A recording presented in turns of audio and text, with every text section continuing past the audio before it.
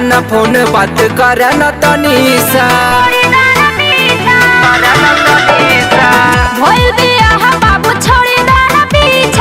Cotton phone बात कर न तनीसा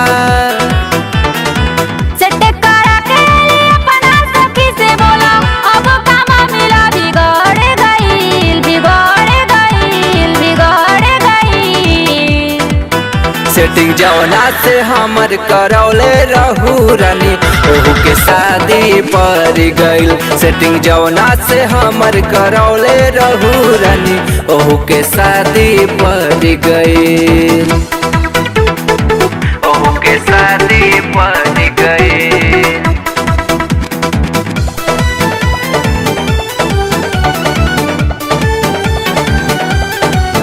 सेटिंग जौना से हमर करौले रहू रानी ओहू के शादी पर गइल। रही कुंवारा खूब कटला तू जानी केकरा से हालो हाय करब ये रानी कटला तू जानी करब ये रानी। रही कुंवारा खूब कटला तू जानी केकरा से हालो हाय करब ये रानी करब ये रानी करब ये रानी। अब ना मिली खाए के चिकन चिली नशा कुंवारे के उतार गई।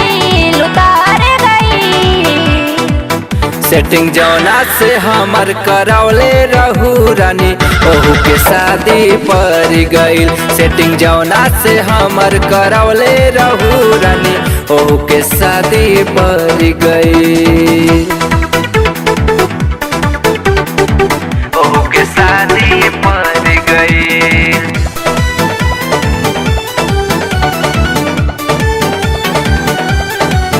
सेटिंग जौना से हमर करौले रहू रानी ओहू के शादी पर गइल। करम ना पियावा से अपना हम धोखा कबो कबो देता हमरो के मौका अपना हम धोखा हमरो के मौका। करम ना पियावा से अपना हम धोखा कबो कबो देता हमरो के मौका हमरो के मौका हमरो के मौका। गुड्डू सिंह छोड़ दी है सत्या सवारी करे उनका जे नजरी में पड़ गई।